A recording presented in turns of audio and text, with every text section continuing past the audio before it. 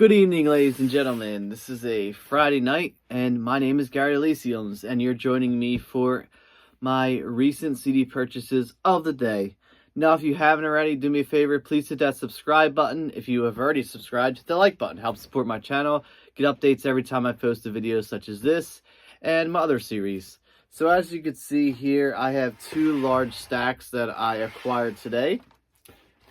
These CDs are, well, I shouldn't say today, some are from yesterday. These are CDs from a local CD store, a good amount from a Goodwill store, actually, a thrift store, and a couple ones I got off of Amazon. So we're going to get right into it. I didn't count them, but there is a good amount here. First one, this is the Smiths with singles. I have the Smiths. Basically, I have all their discography. I have Best of 1 and Best of 2. Didn't have this one, but for some reason, when I cataloged it in my Discog collection, it said I had it already, but I don't see it. So this one's going in the collection. Next up, Pantera, The Great Southern Trendkill. This is the deluxe edition. I did buy this when it first came out. I remember pre-ordering it. I have the single disc right now. As I've said in previous videos that you may have seen already, something's happened in the past. I had to sell off a lot of my metal collection back in 2017. Unfortunately, this one was in there. I had to sell it, but I'm happy to have it back again. Basically bought it for the second disc. Next up, Corrosion of Conformity, America's volume dealer.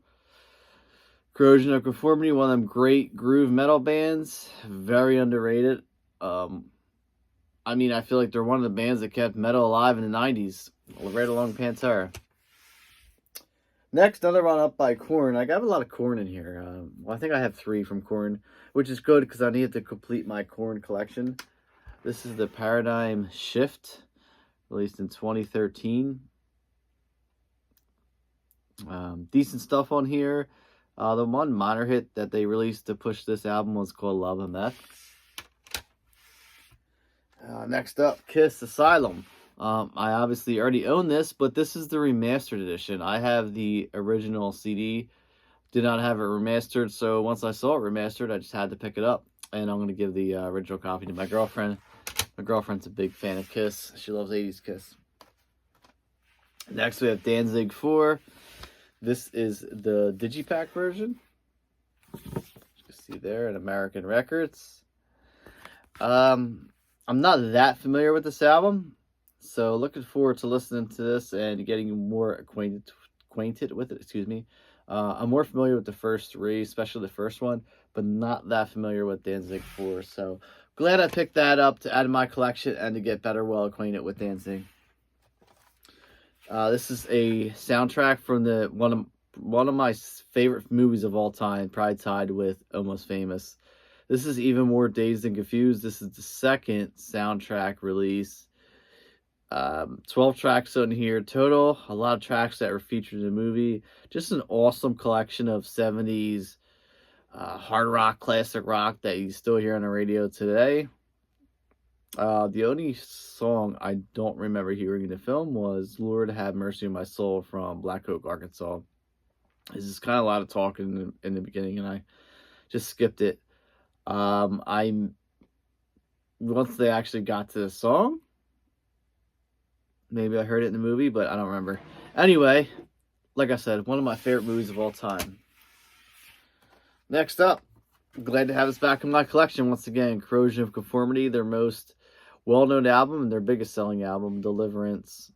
Awesome, amazing album. Really cool groove metal right here. And then this one is The Blizzard of Oz from Ozzy, the 1995 remaster. This was $1. That's why I bought it.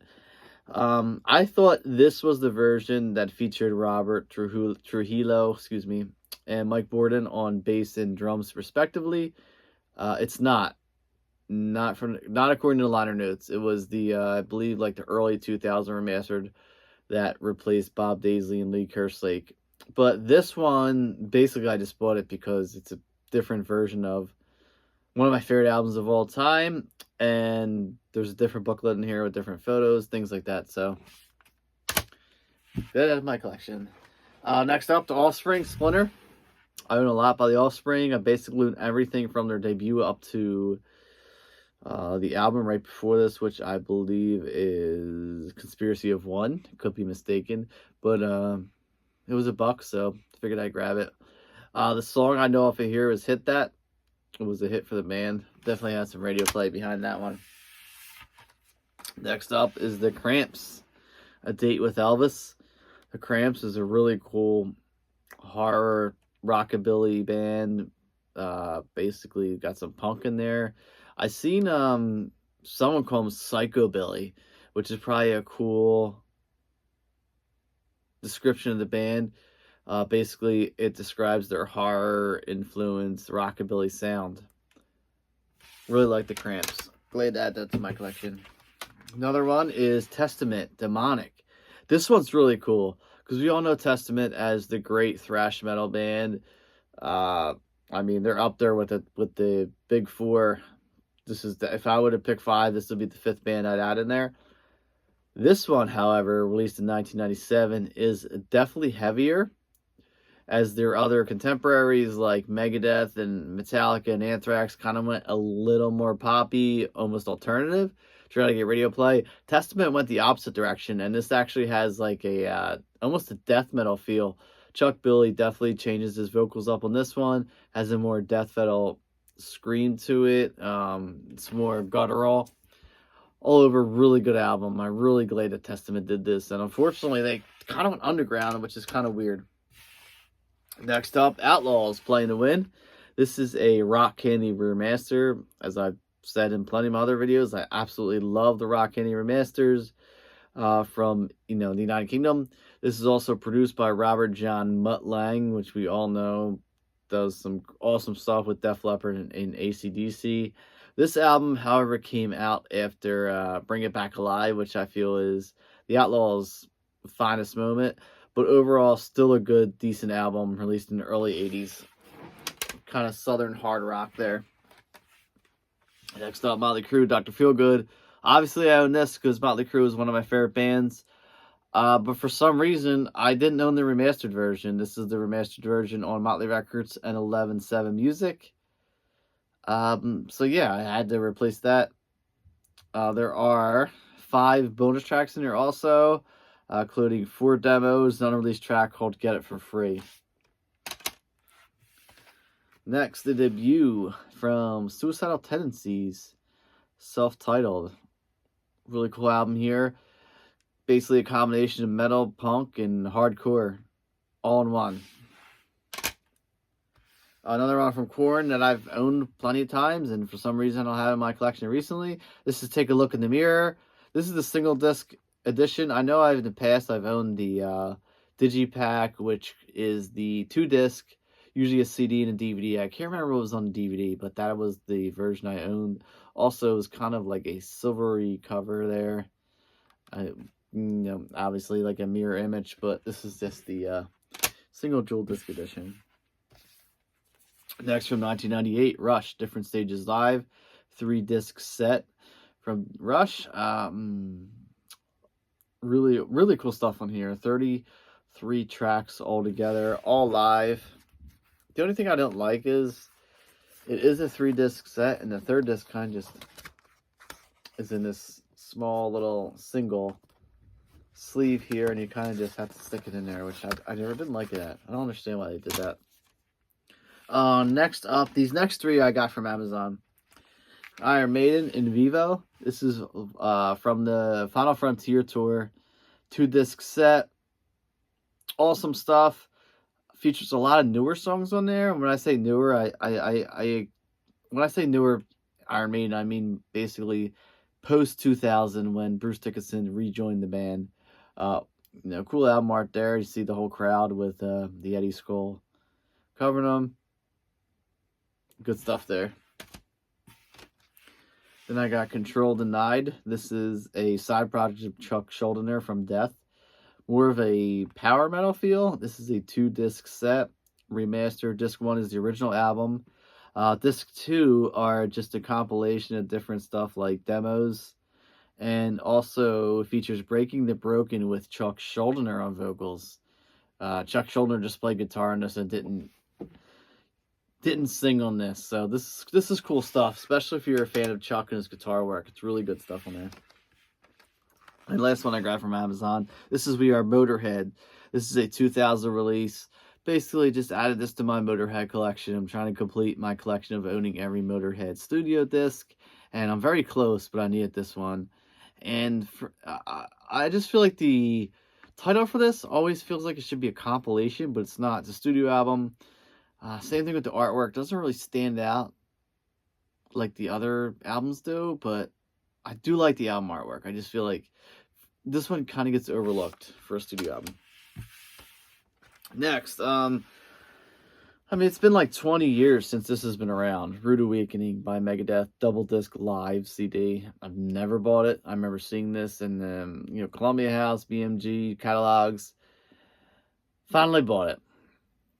So do 2-disc set, live stuff. Not the best lineup of Megadeth. Does feature Al Pitrelli, obviously Dave Mustaine. 24 tracks overall. It's decent, but this is kind of the last album Megadeth would have released before they went on that hiatus. And they did come back in 2004 with a studio album. This one I was excited to find. Tony Iommi with Glenn Hughes. This is Fused. Released under the title of just Iommi. This is kind of rare to find. Really good album. Glenn Hughes, I mean, what can I say that hasn't been said already about the guy? Great vocalist, awesome bass player, great front man. I mean, he's playing with Iommi here. First time since they recorded, what was it, Seventh Son? What's this, the album? Drawing a blank right now. Seventh Son is wrong. Anyway, really good album right here. This one replaced this scratched up version I had. Fish, Hoist. Not a big fan of Fish, but I do have some of their stuff. Sample in a Jar is probably their closest they ever got to a hit. And I like the song. I gotta lie, I do like the song, so I grabbed it. I mean, it was 99 cents at the Goodwill store, so I figured I'd grab this because I did own it and it was really scratched up and skipped a lot, and I think I threw it out. So another one I bought that I already own, Crazy Nights. This is the remastered version by Kiss. I think this is a really good album. A lot of people don't like it, but to me it's pretty decent. 11 tracks overall, 1987 release from Kiss. Has a lot of decent songs on here, like the title track, Crazy Nights. Bang Bang You is a good song. Reason to Live is an awesome ballad. Cool stuff from Kiss. Unmasked Kiss. Another one from Kiss. This is Icons. This is actually a 4-disc set.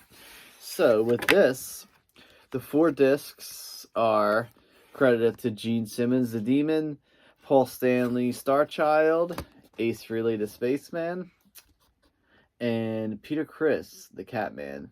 So basically, the 4 CDs just feature, it's basically a compilation featuring songs that were sung by Gene, Ace, Paul, and Peter, just on a single disc each.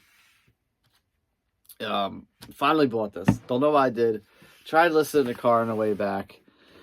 I'm a big fan of Metallica. I just needed this for my collection. Lou Reed and Metallica. I'm going to file this away with Metallica. Probably won't ever listen to this again because it really was not good at all. This had terrible reviews ever since it was released. I kind of never wanted to get into it. I listened to it today and it was really bad. I don't know if I'll ever put it on again and try again, but it was tough to get through. Next, Taproot. Their sophomore album, Welcome. I was a big fan of Taproot's debut album, Gift. This was their sophomore album. Unfortunately for Taproot, even though they're a really good band, they are a nu metal band, but by the time this was released in late 2002, nu metal's kind of started to get stale. But overall, this is a decent album. Not as good as Gift, in my opinion, but still a cool album. Next, Deepest Purple, the very best of Deep Purple. For some reason, I didn't own this CD in my Deep Purple collection. I'm a big Deep Purple fan. I'm trying to complete my Deep Purple collection, so I needed this. I thought I owned this, but for some reason I did not. So 12 tracks, studio cuts, all well-known songs from the Mark II and Mark III era. Check to see if Hush was on there. Probably gonna make fun of me for this one. Crazy Town, Dark Horse. I do own Crazy Town's debut album, The Gift of Game. I've never heard this, but this was 50 cents. So I figured I'd pick it up, and I mean, nu metal, that was the stuff that was around when I was in high school, so I don't know if I'll ever listen to this, but maybe I'll give it a try one time and see how it sounds. And then I grabbed Blues Traveler, the debut album. The hit single off here was But Anyway. Not a huge hit. I guess it got a little bigger once the album 4 came out. It's okay. It's kind of a jammy, bluesy rock stuff. This one, U2, The Unforgettable Fire. So this is how anal I am. I own this already, but it does not have the island spine. I basically just wanted it for the island spine to put in my collection to match the other stuff. Pink Floyd, Dark Side of the Moon. This is like my 7th CD version of this. This was actually the original version I owned when I first bought it back in the late 90s. As you can see, the cover art's a little different on this. My version, the first time I heard this, was this copy. My version was just so scratched up and beat up that I had to just get rid of it. So this has replaced it. 99 cents at the Goodwill store, why not? Korn, The Serenity of Suffering. I remember this came out. I actually bought it the day it came out. It was very heavy. I was like, wow, this is different. I've never heard Korn this heavy, and I like this album a lot. As I said previously, had to sell this off in a huge metal lot, which I regret to this day. But I'm slowly getting it back, and glad to have this one back again. Next, we have Merciful Fate with 9. This is a decent album. This is one of their last albums released, and I believe this may be the last album Merciful Fate have released in 1999. I mean, 23 years ago. That's weird. 10 tracks, cool cover art there. Great album. I love this stuff. Next, Burnin' from the Wailers. Bob Marley and the Wailers, obviously, with Bunny Wailer and Peter Tosh. Cool stuff here.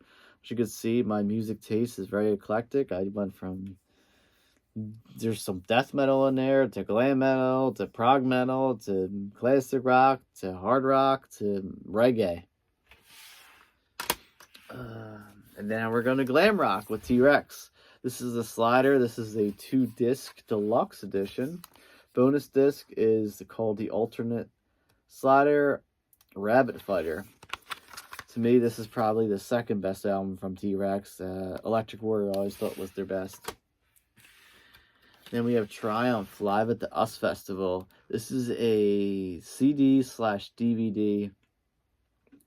Features the entire set list from the US Festival on CD. I thought it was also featured on DVD, but then as I look at it, the limited edition DVD only features 3 songs. Fight the Good Fight, Spellbound, and Follow Your Heart. But, oh well, still cool to have a DVD there. And this one I picked up at Goodwill, Are Experienced by Jimi Hendrix. As you can see, this is the 1993 remasters. For some reason, they got rid of the cover arts of his 3 studio albums. But if you open it up, it is in there. What also is different about this is a different track listing. Features 17 tracks. Usually it features the 11 tracks that were featured on the original release, plus 6 other singles. Does feature all 17 tracks, just a different lineup than the original album had. Next, this is a cool kind of bootleg. Dio, Chasing Rainbows. Live at the Coliseum, Washington, 1984. So 1984, that was on the Last of Line tour. 12 tracks. Awesome stuff covering the first 2 Dio albums. Obviously the first, well not the first, but the only 2 at the time Black Sabbath album, Dio albums, Heaven and Hell and Mob Rules, and also some stuff from Rainbow. Then we have Motorhead, Louder Than Noise, live in Berlin. This one's cool because it is a live 15-disc CD. Also features the entire 15 tracks on a DVD concert. So looking forward to checking this DVD out. Then we have Ramones, Halfway to Sanity. This is 1987 release. Later stuff from Ramones, they were not really that big anymore, not that talked about. Obviously in 87, heavy metal, hair metal was all the rage. And, I mean, all over, it's the Ramones. I don't think the Ramones ever put out a bad album or bad song. I think all their stuff was pretty cool. Excuse me one second. So anyway, I still think this is a decent album. And kind of hard to come by. You don't see this too often out in the wild. And last CD I'm going to show here is a Grip Inc. Grip Inc. This is released on Metal Blade Records. This is actually a band formed by Dave Lombardo. In my opinion, one of the greatest drummers of all time. Once he left Slayer in the early 90s, he formed this band. And it's basically like, it's a really good album. It kind of has a hardcore touch to it. But it's definitely heavy thrashy hardcore is how I want to explain it. Definitely with some punk influence and also, but I guess that's where the hardcore comes from. And that was it with the CDs. Just one, I had a DVD here to show off. This is Neon Knights, Heaven and Hell. 30 years of Heaven and Hell. Obviously, it's basically the Mob Rules era of Black Sabbath with Ronnie James Dio on vocals, Tony Iommi on guitar, Geezer Butler on bass, and Vinny Appice or Appice, however you say that last name, I always get it messed up, on drums. Just the really cool stuff of the live stuff off the first two albums with Dio, Heaven and Hell, and Mob Rules. And also some stuff from The Devil You Know, like Bible Black is on here. Time Machine's also on here, which is featured on Dehumanizer. So basically just a live set of stuff that Black Sabbath did with Ronnie James Dio as the frontman. And there's also some bonus features. There's some interviews on here from the 30th anniversary of Heaven and Hell, the album. And also a tribute to Ronnie James Dio, who unfortunately passed away after this DVD came out. But, I mean, this is just amazing stuff. I've seen this plenty of times, but now I finally own it on DVD. Anyway, that is my recent CD purchases. I feel like I did a really good job on this one. I got some good stuff. More stuff than usual. I didn't really realize how many things I bought until I got home. Anyway, thanks for watching. Again, if you did not already, hit that subscribe button. I'd really appreciate it. See you in the next video.